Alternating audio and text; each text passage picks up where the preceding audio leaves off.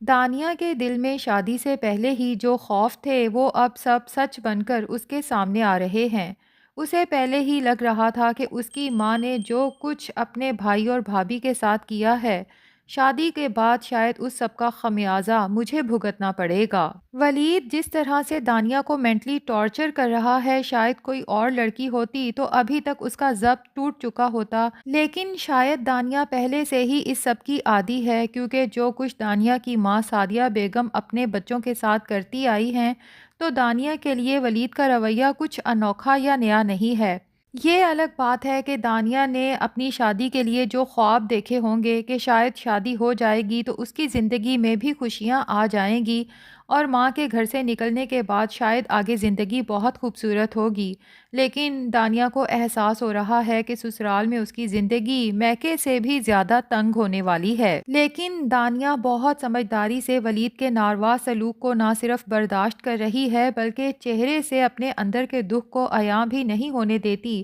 تبھی ولید جب اپنی ماں کے کہنے پہ دانیہ سے کہتا ہے کہ تم خود جا کے بابا کو منع کرو گی کہ تم مکلاوے پہ اپنی ماں کے گھر نہیں جانا چاہتی اور اس سب میں میرا نام بھی نہیں آنا چاہیے، تو دانیہ اپنے ماموں سے جا کے یہی کہتی ہے کہ ماموں، اب یہی میرا گھر ہے، میں یہیں اپنا دل لگانا چاہتی ہوں، آپ امی کو کال کر کے منع کر دیں کہ ہمارا انتظار نہ کریں۔ عماد کو شرمندگی تو بہت محسوس ہوتی ہے، بہرحال جب سعدیہ سے کہتا ہے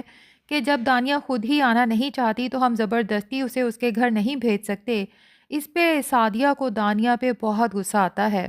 کیونکہ وہ تو پورے گھر کی صفائیاں کروا رہی تھی، ولید کے لیے خاص قسم کے کھانے تیار کروا رہی تھی اور بہت بے چینی سے دانیہ اور ولید کا انتظار کر رہی تھی۔ سعدیہ بیگم کے تو سارے ارمانوں پر پانی پھر جاتا ہے، اور بہت اچھا ہوا سعدیہ بیگم کے ساتھ، کیونکہ جب اس نے دانیہ کے گھر آنے کی خوشی میں سونیا کو کمرہ خالی کرنے کا کہہ کے اس کا دل توڑا تھا، تو مجھے سونیا کے لیے بہت برا محسوس ہوا تھا، اور اب سعدیہ بیگم کا اپنا دل ٹوٹا ہے تو اندر سے ایک انجانی سی خوشی محسوس ہو رہی ہے۔ بہرحال سعدیہ کو جب دانیہ پہ غصہ آتا ہے تو ولید ڈبل گیم کھیلتا ہے، ایک طرف تو دانیہ کو اپنی ہی ماں کی نظروں میں برا بنا دیا اور پھر خود اچھا بننے کے لیے صبح ہی صبح سعدیہ بیگم کے گھر پہنچ جاتا ہے کہ پھپھو دانیہ نے تو منع کر دیا، لیکن میں نے سوچا میں خود ہی صبح صبح پھپھو کو سلام کراتا ہوں، اور ویسے بھی مجھے بہت شرمندگی ہو رہی ہے دانیہ کی وجہ سے۔ دراصل لگتا یہی ہے کہ دانیہ کے گھر آنے پہ انکار کی وجہ سے اب سعدیہ بیگم کو لگ رہا ہوگا کہ جب بیٹی یہاں نہیں آ رہی تو میرا بھی وہاں جانا نہیں بنتا،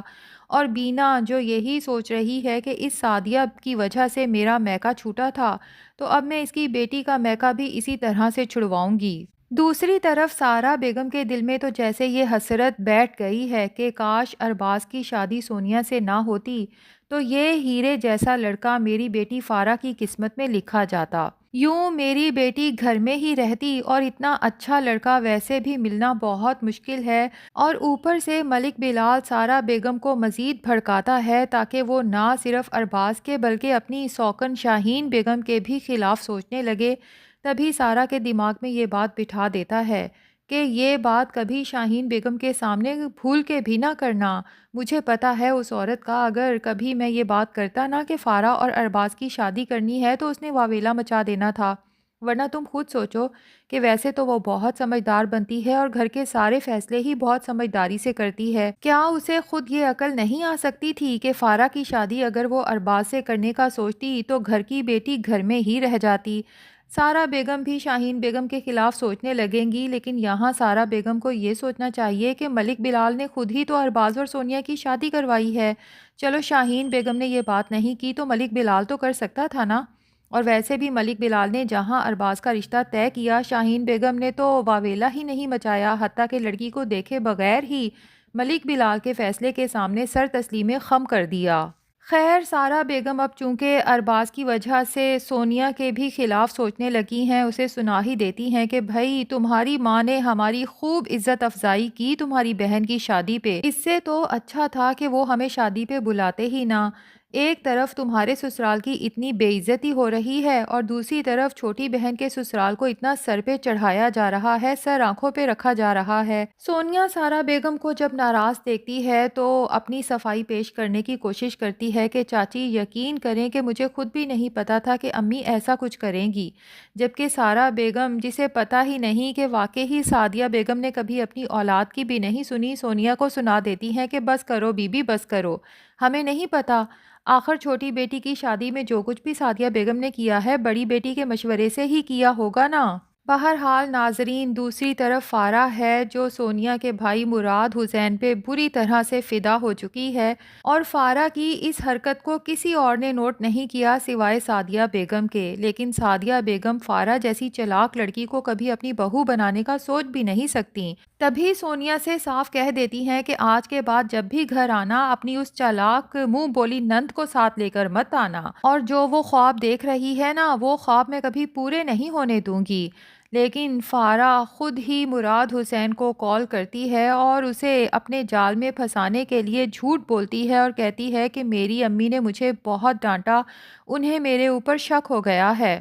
پہلے تو مراد حسین کو شوق لگتا ہے کہ فارہ کے پاس میرا نمبر کیسے آیا، اور پھر فارہ یہ کیا باتیں کر رہی ہے۔ مراد حسین پوچھ ہی لیتا ہے کہ کیسا شک، تو فارہ کہتی ہے امی کو لگتا ہے کہ میرا اور آپ کا افیئر چل رہا ہے۔ مراد حسین کے تو یہ بات سنتے ہی جیسے چھکے چھوٹ جاتے ہیں کہ ایسا تمہاری امی کو کیوں لگا، جبکہ میری تو ایسی کوئی انٹینشن ہی نہیں، اور سب سے زیادہ ڈر مراد حسین کو اپنی ماں سعدیہ بیگم کی طرف سے ہوتا ہے کہ اگر ایسی کوئی بات ان تک پہنچی تو وہ میرے ساتھ بہت بری طرح سے پیش آئیں گی، جبکہ فارہ ہے جو پہلے زبردستی جان بوجھ کے سونیا کے ساتھ چپکو ہو کے اس کے گھر رہنے آ گئی اور اب فون پہ مراد حسین کے ساتھ کانٹیکٹ کرنا شروع کر دیا ہے، تو صرف ثبوت بنانا چاہتی ہے اور سب کو دکھانا چاہتی ہے کہ میرے اور مراد حسین کے درمیان سچ میں کوئی چکر چل رہا ہے، ورنہ بلا وجہ تو وہ میرے ساتھ اتنی لمبی لمبی بات نہیں کر سکتا نا۔ اور جب فارہ اس چکر کو سارے خاندان کے سامنے لانے کی کوشش کرے گی تو سعدیہ بیگم ایز یوزول بھڑک اٹھیں گی اور اپنے بیٹے پر ہی خفا ہوں گی کہ میں نے تمہیں منع کیا تھا نا کہ اس لڑکی سے دور رہنا۔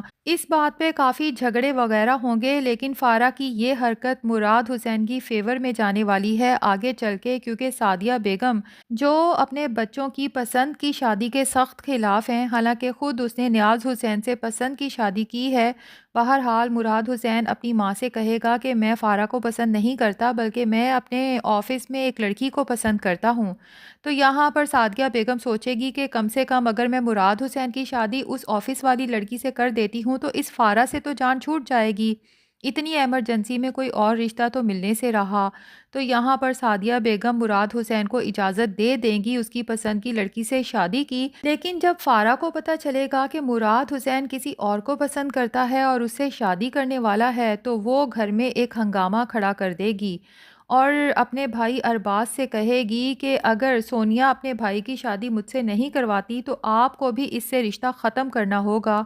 ایسے میں ملک بلال جو ظاہر ہے کہ فارہ کا ساتھ دے گا، لیکن جب فارہ کی خواہش پوری نہیں ہو سکے گی تو ملک بلال ارباز کو کہے گا کہ اپنی بیوی کو لو، اپنا بوریا بستر سمیٹو اور میرے گھر سے نکلو، اور پھر یہ راز کھلے گا کہ ملک بلال تو ارباز کی تمام پراپرٹی اپنے نام کروا چکا ہے، کیونکہ ارباز بیچارے کے پاس اس گھر کو چھوڑنے کے بعد رہنے کا کوئی ٹھکانہ ہی نہیں ہوگا۔